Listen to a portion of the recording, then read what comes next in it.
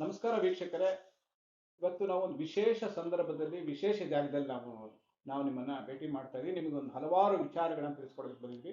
ಇದಕ್ಕೆ ಕಾರಣ ಏನಪ್ಪಾ ಅಂತಂದ್ರೆ ವಿಶ್ವ ಪರಿಸರ ಆಚರಣೆಯ ಸಂದರ್ಭದಲ್ಲಿ ಇವತ್ತು ಬೆಂಗಳೂರು ನಗರದ ನಾಗರಿಕರು ತಮ್ಮ ಆರೋಗ್ಯವನ್ನ, ತಮ್ಮ ಪರಿಸರವನ್ನ ಯಾವ ರೀತಿ ಕಾಪಾಡ್ಕೋಬೇಕು ಮತ್ತು ಯಾವ ರೀತಿ ತಮ್ಮ ಆರೋಗ್ಯದ ಇಂಪ್ರೂವ್ಮೆಂಟ್ ಯಾವ ರೀತಿ ಮಾಡ್ಕೋಬೇಕು, ಅದಕ್ಕೆ ಆಗಿರ್ತಕ್ಕಂಥ ಸಮಸ್ಯೆಗಳೇನು, ಅದಕ್ಕೆ ಪರಿಹಾರ ಏನು ಅಂತಕ್ಕಂಥ ವಿಚಾರದಲ್ಲಿ ಇವತ್ತು ಮೈಕ್ರೋ ಗ್ರೀನ್ಸ್ ಅಂತಕ್ಕಂಥ ಒಂದು ಸಂಸ್ಥೆಯನ್ನು ಮಾಡಿಕೊಂಡು ಅದರಲ್ಲಿ ಜನರಿಗೆ ಆರೋಗ್ಯದ ಪರಿಪಾಠವನ್ನು ಮತ್ತೆ ಒಂದು ಫ್ರೆಶ್ ಫ್ರೂಟ್ಸ್ನ ಕೊಡುವಂಥ ಕೆಲಸಗಳನ್ನು ಮಾಡ್ಕೊಂಡು ಮನೆಯ ಮಟ್ಟದಲ್ಲಿ ಮಾಡ್ಕೊಳ್ತಕ್ಕಂಥ ಒಂದು ವ್ಯವಸ್ಥೆಯನ್ನು ಶ್ರೀಮತಿ ಚೈತ್ರ ಪಾಟೀಲ್ ಅವರು ಮಾಡ್ಕೊಂಡು ಬರ್ತಾ ಇದ್ದಾರೆ. ಚೈತ್ರ ಪಾಟೀಲ್ ಅವರಿಗೆ ಜನಧನಿ ಪರವಾಗಿ ಸ್ವಾಗತವನ್ನು ಕೋರ್ತಾ ಇದ್ದೀವಿ. ನಮಸ್ಕಾರ sir, thank you very much. Madam, ಇದು ಈ ಮೈಕ್ರೋ ಗ್ರೀನ್ಸ್ ಅಂತ ನೀವು ಮಾಡ್ತಾ ಇದ್ದೀರಲ್ಲ, ಈ ರೈತಾಪಿ ಮಾಡುವಂಥ ಕೆಲಸಗಳು ನಿಮ್ಗೆ ಹೆಂಗೆ ಆಸಕ್ತಿ ಯಾವ ರೀತಿ ಬಂತು ಇದ್ರ ಬಗ್ಗೆ? ಸರ್, ಮೊದಲಿಗೆ ನನ್ನ ಹೆಸರು ಚೈತ್ರ US ಅಂತ. ನನಗೆ ಏಕೆ ಆಸಕ್ತಿ ಬಂತಂದರೆ, ನಮ್ಮ ತಾತ ಮುತ್ತಾತ ನಮ್ಮ ತಂದೆಯವರು ರೈತಾಪಿ ಕುಟುಂಬದವರು. ನಾವು ಮೂಲ ಬೇರು ಹಾಸನ ಜಿಲ್ಲೆ ಗೊರೂರವರು. ನೀವು ಕೇಳಿರ್ಬೋದು ಗೊರೂರು ರಾಮಸ್ವಾಮಿ ಅಯ್ಯಂಗಾರ್ ಅಂತ. ನಮ್ಮದು ಅರೆಮಲೆನಾಡು. ಸೊ ನಮಗೆ ಪ್ರೇರಣೆ ಏನಪ್ಪ ಅಂತಂದರೆ ಇದೇ ತೋಟ, ನದಿ, ಕಾಡು, ಗದ್ದೆ, ಹೊಲ, ಇದನ್ನೇ ನಮ್ಮದು ಪ್ರೇರಣೆ. ಇದು ನಾನು ಅಲ್ಲಿಂದ ನಮ್ಮ ತಾತ ಅವ್ರು ಏನು ಮಾಡ್ತಿದ್ರು ಅಂದರೆ, ಅವರು ಕಮರ್ಷಿಯಲ್ ಬೆಳೆ ಬೆಳೀತಿರಲಿಲ್ಲ. ಆಯುರ್ವೇದಿಕ್ ಔಷಧಿ ಕೊಡ್ತಾಯಿದ್ರು, ಹರ್ಬಲ್ ಬೆಳೀತಿದ್ರು. ಅದ್ರ ಜೊತೆಗೆ ಈಗ ಏನು ಮೈಕ್ರೋಗ್ರೀನ್ಸ್ ಅಂತ ಹೇಳ್ತೀವಿ, ಅದನ್ನು ಅವ್ರು ಆವಾಗಲೇ ಮೊಳಕೆ ಚಿಗುರು, ಮೊಳಕೆ ಎಲೆ ಅಂತ ಅವ್ರು ಬಳಸ್ತಾಯಿದ್ರು. ಮನೆ ಬಳಕೆಗೆ ಬಳಸ್ತಾ ಡೈಲಿ ಅವ್ರಿಗೊಂದು ಪಲ್ಯ ಇರಲೇಬೇಕಿತ್ತು, ಈ ಮೊಳಕೆ ಕಟ್ಟಿದ್ದು ಎಲೆಗಳದ್ದು. ಸೊ ನಮಗೂ ಹೇಳೋರು, ನಾವು ತಿಂತಾ ಇದ್ವಿ. ಇದೇ ಹೆಸರು ಅಂತ ಇತ್ತೀಚೆಗೆ ಸಿಟಿಗಳಲ್ಲಿ ಹೇಳ್ತಾರೆ. ನಿಮ್ಗೆ ಒಂದು ಗ್ರಾಮೀಣ ಪ್ರದೇಶದ ಸೊಗಡು ನಿಮ್ಗೆ ಇವತ್ತು ಈ ಮೈಕ್ರೋ ಗ್ರೀನ್ಸ್ ಅನ್ನ ಬೆಳೆಯೋದಕ್ಕೆ ಒಂದು ಮುಖ್ಯವಾದ ಪ್ರೇರಣೆ. ಖಂಡಿತ. ಮತ್ತೆ ಇವತ್ತು ಮೈಕ್ರೋ ಗ್ರೀನ್ಸ್ ಅಂತಕ್ಕಂದ್ರೆ ಬೆಂಗಳೂರು ನಗರದಲ್ಲಿ ಜಾಗದ ಸಮಸ್ಯೆ. ಯಾಕಂದ್ರೆ ಏನು ಬೆಳಿಬೇಕು ಅಂದ್ರೆ ಭೂಮಿನೇ ನಮಗೆ ಕಾಣ್ತಾ ಇದೆ, ಕಾಂಕ್ರೀಟ್ ಮಯ ಆಗಿರ್ತಕ್ಕಂಥ ಸಂದರ್ಭದಲ್ಲಿ ನಮ್ಮ ಆರೋಗ್ಯವನ್ನ ಉಳಿಸುವಂತ ಪ್ರಯತ್ನ ಮತ್ತೆ ಪರಿಸರವನ್ನ ಉಳಿಸುವಂತ ಪ್ರಯತ್ನದಲ್ಲಿ ಮೈಕ್ರೋ ಗ್ರೀನ್ಸ್ ಯಾವ ರೀತಿ ಶುರು ಆಯ್ತು, ಏನಿದು ಪ್ರೋಸೆಸ್ ಅಂದ್ರೆ ಏನಿದು ಮೈಕ್ರೋ ಗ್ರೀನ್ಸ್ ಅಂದ್ರೆ ಏನು? ಯಾವಾಗಲೂ ನನ್ನ ಒಡನಾಟ ಹಳ್ಳಿಯಿಂದ ಬಂದ ಮೇಲೆ ಒಂದು ಎಲ್ಲರೂ ಹೆಣ್ಮಕ್ಳು ಏನು ಮಾಡ್ತಾರೆ, ಬಾಲ್ಕನಿಲಿ ಒಂದಷ್ಟು ಗಿಡಗಳು ಇಟ್ಕೊಂಡಿರ್ತಾರೆ, ಕೈ ತೋಟ. ನನ್ನ ಜಗತ್ತು ಒಂದು ಅಲ್ಲಿ ಇರುತ್ತೆ. ನನ್ನ ವೃತ್ತಿಜೀವನ ಅಲ್ಲದಲ್ಲೇ ಒಂದು ಕೈ ತೋಟ ಇರುತ್ತೆ ನಂದು ಯಾವಾಗ್ಲೂ, ಎಲ್ಲಿ ಮನೆ ಮಾಡಿದ್ರು. ಅದ್ರ ಮಧ್ಯೆ ನಾನು ಇದು ಬೆಳೀತಾ ಇದ್ದೆ. ಮೊದಲು ಮನೆ ಅಳತೆಗೆ ಬೆಳೀತಾ ಇದ್ದೆ. ಸೊ ನನಗೆ ಯಾವಾಗಲೂ ಅನಿಸೋದು, ಒಂದು ದೊಡ್ಡ ತೋಟ ಇರಬೇಕು, ಒಂದು ದೊಡ್ಡ ಫಾರ್ಮ್ ಹೌಸ್ ಮಾಡಬೇಕು, ಅದರಲ್ಲಿ ಕುರಿ, ಮೇಕೆ, ಮೀನು ಎಲ್ಲರೂ ಇರಬೇಕು, ಮತ್ತು ಎಲ್ಲ ಥರ ಹಣ್ಣು ಮರ ಸಾಕಬೇಕು ಅಂತೆಲ್ಲ ಆಸೆ ಇತ್ತು. ಬಟ್ ನೀವು ಹೇಳ್ದಂಗೆ ಬೆಂಗಳೂರು ಸಿಟಿಲಿ ಒಂದು ಬಾಡಿಗೆ ಮನೆ ಇರೋದೇ ಕಷ್ಟ. ಎಲ್ಲರಿಗೂ ಕನಸು ನಮ್ಮದು ಒಂದು ಕೈ ತೋಟ ಇರಬೇಕು, ಹೊಲ ಇರಬೇಕು, ಜಮೀನು ಇರಬೇಕು ಅಂತ. ಸೊ ನಾನು ಕಂಡ್ಕೊಂಡಿದ್ದು, ನನ್ನ ಬಾಲ್ಕನಿಂದ ಶುರುವಾಗಿದ್ದು ಮೈಕ್ರೋಗ್ರೀನ್ಸ್ ಬೆಳೆ. ನಾವು ತೋಟದಲ್ಲಿ ನೀವು ಒಂದು 50 kg ಒಂದು ತರಕಾರಿ ಬೆಳಿತೀರ, ಒಂದು 10 kg ಬೆಳಿತೀರಂದರೆ ಒಂದು 2-3 ತಿಂಗಳು ಬೇಕು. ಅದನ್ನ ನೀವು ಎಲ್ಲೋ ಹೋಗಿ ತೋಟ ಮಾಡಿ ನೀರು ಹಾಕಿ ಬೆಳೆದು ತಿನ್ನೋಷ್ಟು ಎಷ್ಟು ದಿನ ಆಗುತ್ತೆ? ಆ ಕನಸು ಯಾವಾಗ ನೆರವೇರುತ್ತೆ?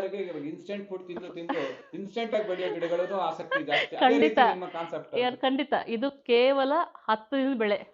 ನೀವು ಸರಿಯಾಗಿ ಕಲ್ತ್ಕೊಂಡ್ರೆ ಅದು 5 ದಿನದ ಬೆಳೆ.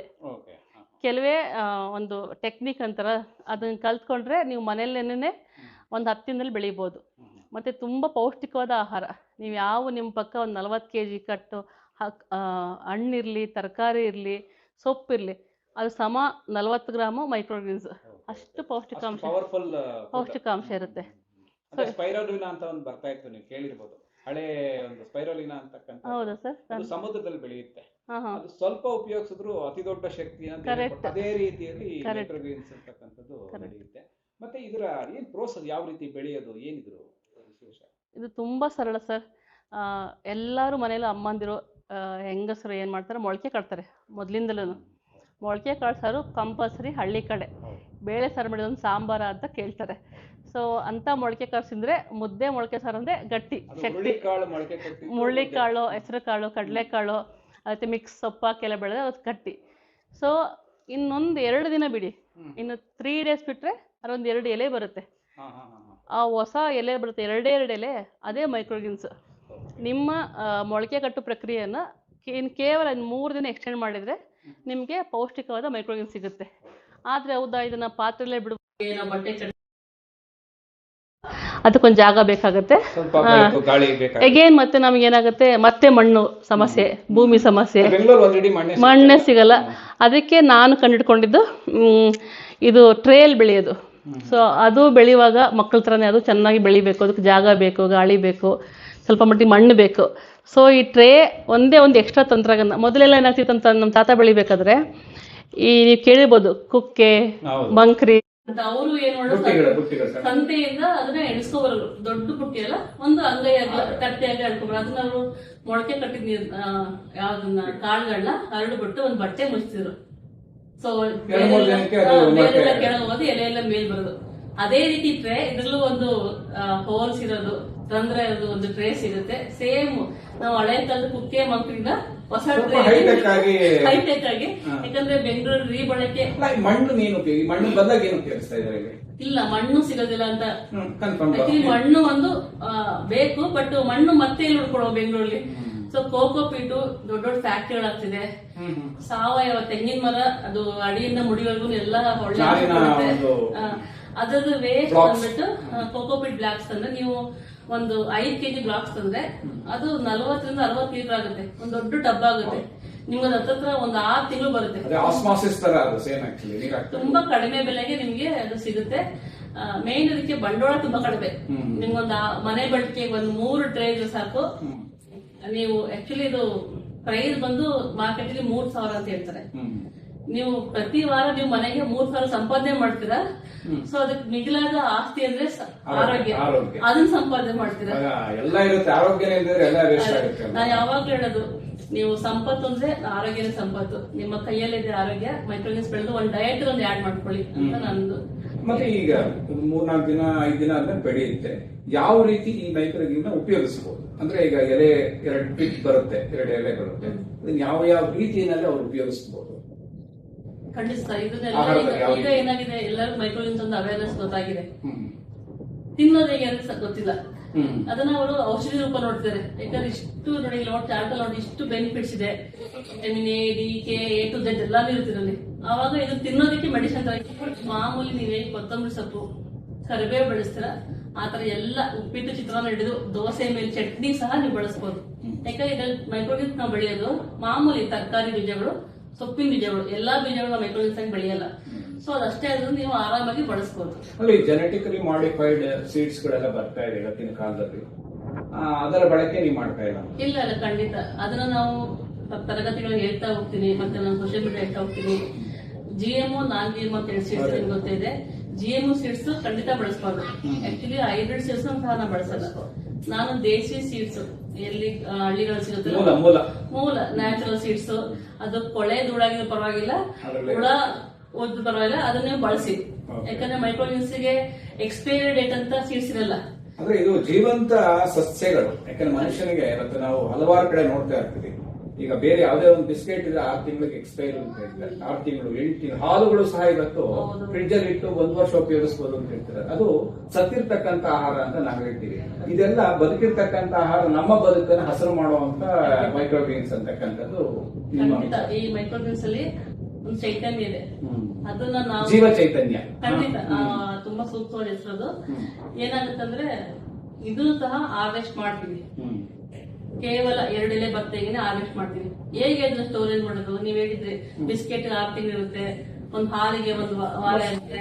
ಬಟ್ ಇದಕ್ಕೆ ಏನಾಗುತ್ತೆ ಅಂದ್ರೆ ಎಲ್ರೂ ಅವೇರ್ನೆಸ್ ಇಲ್ಲ. ಅದು ಕಟ್ ಮಾಡ್ತಿದ್ದಾಗನೆ ಕೊಳ್ತೋಗುತ್ತೆ. ಖಂಡಿತ ನಾನು ಹೇಳ್ತೀನಿ, ಧೈರ್ಯವಾಗಿ ಚಾಲೆಂಜ್ ಮಾಡಿರ್ತೀನಿ. ನೀವು ಮಾರ್ಕೆಟಿಂಗ್ ತರೋ ಸೊಪ್ಪು 3 ದಿನ ಇರಲ್ಲ ಮನೆಯಲ್ಲಿ, ಫ್ರಿಡ್ಜಲ್ಲಿ. ಇದು ನಿಮ್ಗೆ ಒಂದು ಪ್ಲಾಸ್ಟಿಕ್ ಬಳಸ್ಬೇಡಿ, ಒಂದು ಸ್ಟೀಲ್ ಪಾತ್ರೆಯಲ್ಲಿ ನೀವಿದ್ರೆ 25 ದಿನ ಇರುತ್ತೆ. ಕಟ್ ಮಾಡಿದಷ್ಟು ಫ್ರೆಶ್ ಇರುತ್ತೆ. ಹಾಗಂತ ನೀವು 25 ದಿನ ಇಟ್ಬಿಟ್ಟು ಬಳಸ್ಬೇಡಿ. ಅದನ್ನ ಕಟ್ ಮಾಡಿದಿನೇ ಬೆಳೆ ಬೆಳಿಬೇಕಾದ್ರೆ 1 4 ದಿನ ಪ್ಲಾನ್ ಮಾಡ್ಕೋಬೇಕು. ಇಷ್ಟ ದಿನ ನಾನು ಅವತ್ತು ಸಂಡೇ ಮಾಡ್ಬೇಕು ಅಂದ್ರೆ ಇವರು ಮಂಗಳವಾರದಿಂದ ಬೆಳೆಯಕ್ಕೆ ಶುರು ಮಾಡಿದ್ರೆ ಸಂಡೇ ಉಪಯೋಗಿಸಬಹುದು. ಆ ರೀತಿ ಪ್ಲಾನ್ ಮಾಡಿ ನೀವು ಇಲ್ಲಿ ನೋಡ್ತಾ ಇರ್ಬೋದು. ನಾನು ಕೆಲವೊಂದು ಟ್ರೇ ಬೆಳೆದಿನಿ, ಕೆಲವು ಚಿಕ್ಕ ಚಿಕ್ಕ ಕಪ್ಪರ್ ಬೆಳೆದಿನಿ, ಚಿಕ್ಕ ಕಂಟೈನರ್. ಏನಾಗುತ್ತೆ, ದೊಡ್ಡ ಕುಟುಂಬ ಅಂದ್ರೆ 1 ಟ್ರೇ ಸಾಕು. ಈಗ ಗಂಡ ಹೆಂಡತಿ ಬೆಳೆತಾರೆ, ಹಸ್ಬೆಂಡ್ ತಿನ್ನಕ್ಕೆ ಇಷ್ಟ ಇರಲ್ಲ, ಒಂದು ಚಿಕ್ಕ ಕಪ್ಪರ್ ಬೆಳ್ಕೊಳ್ಳಿ. ನೀವದು ನಾನು ಆತರ ಹೇಳ್ತೀನಿ. ಯಾಕಂದ್ರೆ ಬೆಳೆಯೋದು ವೇಸ್ಟ್ ಮಾಡ್ಬಾರ್ದು. ಯಾಕಂದ್ರೆ ಈಗ ಬೀಜಗಳು ಸಿಗೋದು ತುಂಬಾ ಕಷ್ಟ. ಹೌದು, ಅದೊಂದು ಪ್ರಶ್ನೆ, ಮೂಲ ಪ್ರಶ್ನೆ. ಯಾಕಂದ್ರೆ ಈಗ ಬೀಜಗಳ ಪ್ರೊಕ್ಯೂರ್ಮೆಂಟ್ ತುಂಬಾ ಕಷ್ಟ ಇರುತ್ತೆ. ಯಾಕಂದ್ರೆ ಒಳ್ಳೆ ಜಾತಿಯ ಬೀಜಗಳು ಅಂತ ಹೇಳ್ತೀವಿ, ಒಳ್ಳೆ ಕ್ವಾಲಿಟಿ ಬೀಜಗಳು ಎಲ್ಲಿ ನೀವು ಪ್ರೊಕ್ಯೂರ್ ಮಾಡೋದಿದೆಯಾ? ಖಂಡಿತ. ಇದು ಮತ್ತೆ ನಮ್ಗೆ ಊರಿಂದ ಟ್ರೇಡ್ ಸೀಕ್ರೆಟ್ ಇರ್ಬೋದು. ಇಲ್ಲ ಇಲ್ಲ, ಏನು ಖಂಡಿತ ಆತರ ಇಲ್ಲ. ಇದನ್ನ ಓಪನ್ ಆಗಿ ನಾನು ಸೋಷಿಯಲ್ ಮೀಡಿಯಾ ಹಾಕೊಂಡಿದ್ದೀನಿ, ಇನ್ಸ್ಟಾಗ್ರಾಮ್ ಅಲ್ಲೆಲ್ಲ. ಬೀಜಗಳು ಕೆಲವೊಂದು ಸಿಗಲ್ಲ. ಬ್ರೋಕೊಲಿ, ಬೀಟ್ರೂಟ್, ಕ್ಯಾರೆಟ್ ಇದೆಲ್ಲ ಸಿಗಲ್ಲ. ನೀವು ಮಾರ್ಕೆಟಿಂಗ್ ತಂದ್ರು ಕಾಸ್ಟ್ಲಿ. ಬ್ರೋಕೊಲಿ ಎಲ್ಲ 3,500 ಇರುತ್ತೆ. ಈ ಜನಕ್ಕೆ ಏನಾಗಿದೆ, ಇತ್ಲ ಗಿಡ ಮದ್ದಲ್ಲ ಅಂತ. ನೀವು ನಿಮ್ಮ ಮನೆಯ ಸಾಸಿವೆ ಡಬ್ಬಿಯಿಂದ ಸಾಸಿವೆ, ಜೀರಿಗೆ, ಹೆಸರು, ಉದ್ದು, ಕಡಲೆ, ಬಟಾಣಿ, ಮನೆ ಬಳಕೆ ಇಷ್ಟು ಇವು ಮೈಕ್ರೋಗ್ರೀನ್ಸ್ ಆಗ್ತದೆ. ನೀವು ಹೊರಗಿಂದ ಕೊಂಡ್ಕೋತೀರಾ ಅಂತ ಅಂದ್ರೆ ಸೂರ್ಯಕಾಂತಿ, ಆಮೇಲೆ ಕಡ್ಲೆ ಚೆನ್ನಾಗ್ ಬರ್ತಲ್ಲ, ಕರಿ ಕಡ್ಲೆ, ಅದು ಸಹ ಮನೆಯದಾಗುತ್ತೆ. ಹೊರಗಿಂದ ನೀವು ಯಾವ್ದಪ್ಪ ಮೈಕ್ರೋಗ್ರೀನ್ಸ್ ಅಂದ್ರೆ ಸೂರ್ಯಕಾಂತಿ, ಗೋಧಿ, ಇದೆರಡೇ ಹೊರಗಿಂದ ತಗೊಳ್ಳಿ. ಇನ್ನು ನೀವು ಫ್ಯಾನ್ಸಿ ಕಲರ್ ಎಲ್ಲ ಬೇಕು ಅಂದ್ರೆ ಮಾರ್ಕೆಟ್ಗೆ ಹೋಗ್ಬೋದು. ಅಂದ್ರೆ ಅಡಿಗೆ ಮೇಲೆ ಇರ್ತಕ್ಕಂಥ ವಸ್ತುಗಳನ್ನ ಉಪಯೋಗಿಸಿ ಮೈಕ್ರೋಗ್ರೀನ್ಸ್ ಆಗಿ ಅದ್ಭುತವಾದ ಆರೋಗ್ಯಗಳನ್ನ ನಾವು ಪಡೀಕತ್ತ. ಅಂದ್ರೆ ಡಾಕ್ಟರ್ ಹತ್ರ ಹೋಗಬಾರ್ದು ಅನ್ನೋ ಉದ್ದೇಶ ಇಟ್ಕೊಂಡಿರೋ, ಆರೋಗ್ಯ ಇರ್ಬೇಕು ಅಂತಂದ್ರೆ ಮೈಕ್ರೋಗ್ರೀನ್ಸ್ ಕಡೆ ಬನ್ನಿ ಅಂತಕ್ಕಂಥದ್ದು ನಿಮ್ಮ ಸಂದೇಶ. ನನ್ನ ತರಗತಿಗೆ ಡಾಕ್ಟರ್ ಸಹ ಬಂದಿದ್ದಾರೆ. ಅಲ್ಲ, ನಿಮ್ದು ತರಗತಿ ಬಗ್ಗೆ ಮಾತ್ರ ಏನು ತರಗತಿ ಏನು ನಡೆಸ್ತೀರಾ? ಏನು ಟ್ರೈನಿಂಗ್ ಅಂತ ಈ ನಡುವೆ ಮೊದಲು ನಾನು ಮನೆಗೆ ಯಾರಾದ್ರೂ ಹಿಂಗೆ ಪರಿಚಯ ಆದ್ರೆ ಮನೇಲಿ ಬಂದಾಗ ಬಾಲ್ಕನಿ ನೋಡಿದ್ರೆ ಇದೇನೋ ಹೊಸ ತರ ಇದೆಯಲ್ಲ ಅಂತ ಕೇಳೋರು. ಸ್ವಲ್ಪ ದಿನ ತಿಂದಾದ್ಮೇಲೆ ಒಂದೇನೋ ಒಂದ್ ಚೈತನ್ಯ ಇದೆ, ಶಕ್ತಿ ಬರ್ತಿದೆ ಅಂದ್ಬಿಟ್ಟು ಅವರು ಮನೇಲೆ ಬಳಿಯೋದಕ್ಕೆ ಕಲ್ಸ್ಕೊಂಡು ಹೋಗೋರು. ಅದನ್ನ ನಾನು ಮಗಳು ಚಿಕ್ಕದಾಗ ಏನ್ ಜಾಸ್ತಿ ಮಾಡ್ತಿರ್ಲಿಲ್ಲ. ಈಗ ನಾನು ತಿಂಗಳಿಗೆ ಒಂದ್ಸಲ, ಮೊದಲೆಲ್ಲ ಬೇಸಿಗೆ ಶಿಬಿರದಲ್ಲಿ ಮಾಡ್ತಿದ್ದೆ, ಬೇಸಿಗೆ ರಜೆ ಬಂದಾಗ ಮಕ್ಕಳಿಗೆಲ್ಲ ಹೇಳ್ಕೊಡ್ತಿದ್ದೆ. ಸೊ ಈಗ ಅವೇರ್ನೆಸ್ ಜಾಸ್ತಿ ಆಗಿದೆ. ಮೈಕ್ರೋಗ್ರೀನ್ಸ್ ಪರಿಚಯ ಇಲ್ಲ ಅಂತಲ್ಲ, ಯಾರು ಹೇಳಲ್ಲ ಒಬ್ರಿಗೊಬ್ರಿಗೆ, ಬಟ್ ಎಲ್ರಿಗೂ ಅನ್ಸಿದೆ. ಓಡೋ ಜೀವನದಲ್ಲಿ ಎಲ್ಲರೂ ನವಣೆ, ಸಿರಿಧಾನ್ಯ, ಹಾಗೇನೆ ಮೈಕ್ರೋಗ್ರೀನ್ಸ್ ಸಹ ಎಲ್ಲರೂ ಆಸಕ್ತಿ ಇದೆ. ಬಂದು ಕಲ್ತ್ಕೊಳ್ತಾರೆ. ಅವರಿಗೆ ನಾನು ಒಂದು ರಜಾದಿನದಲ್ಲಿ ಮಾಡ್ಕೊಡ್ತೀನಿ, ಒಂದಿನ ತರಬೇತಿ ಹೇಳ್ಕೊಡ್ತೀನಿ. ಸಾಕು ಒಂದಿನಕ್ಕೆ.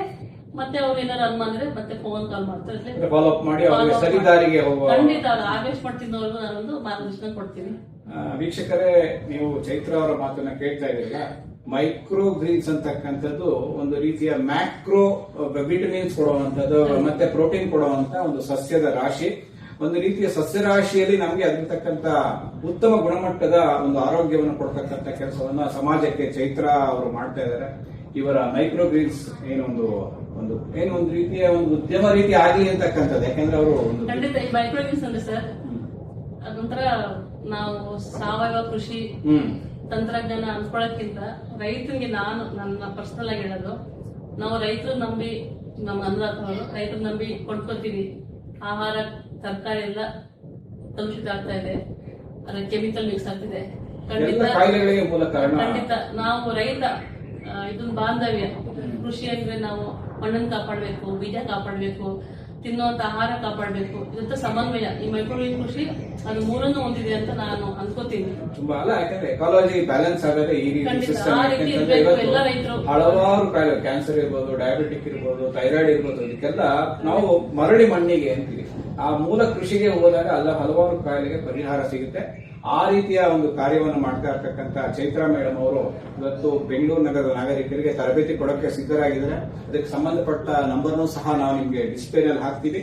ದಯವಿಟ್ಟು ಮೈಕ್ರೋಗ್ರೀನ್ಸ್ ಅಂತ ಬೆಳೆಸಿ ಚೈತ್ರ ಮೇಡಮ್ ಅವರು ಮಾಡಿರ್ತಕ್ಕಂಥ ಈ ಒಂದು ಕೆಲಸಕ್ಕೆ ಇವತ್ತು ಪರಿಸರ ದಿನಾಚರಣೆ ಸಂದರ್ಭದಲ್ಲಿ ನೀವು ಬೆಂಗಳೂರು ನಗರದ ಪರಿಸರವನ್ನು ಉಳಿಸ್ತಾ ಇದ್ದೀರಾ. ನಿಮ್ಗೆ ನಮ್ಮೆಲ್ಲರ ಪರವಾಗಿ ಧನ್ಯವಾದಗಳನ್ನು ಸಲ್ಲಿಸಿ ನಮಸ್ಕಾರ. ತುಂಬಾ ಥ್ಯಾಂಕ್ ಯು. ಈ ಸಿಟಿ ಬ್ಯುಸಿ ಲೈಫ್ ಅನ್ನು ಗುರುತಿಸಿ ನನ್ನ ಒಂದು ಇಂಟರ್ವ್ಯೂ ಮಾಡಲಿಕ್ಕೆ ತುಂಬಾ ಧನ್ಯವಾದ. ಎಷ್ಟೋ ಜನಕ್ಕೆ ಇದು ಪಾಪ ಮನೆಯಲ್ಲಿ ಹೆಂಗಸ್ರಿಗೆ, ನನ್ನ ಒಪಿನಿಯನ್, ಅವರಿಗೆ ಅವಕಾಶಗಳು ತುಂಬಾ ಕಡಿಮೆ ಸಮಯದಲ್ಲಿ ನಿಮ್ಮ ಬಾಲ್ಕನಿಯಲ್ಲಿ ಬೆಳೆಯುವುದು ಖಂಡಿತ ಉದ್ಯಮ ಹೊರಡುತ್ತೆ. ಖಂಡಿತ ನೀವು ಬೆಳೆಸ್ಕೊಡಿ ಇದನ್ನ.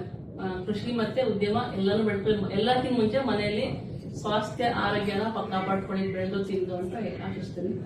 ತುಂಬಾ ಧನ್ಯವಾದ. Thank you very much.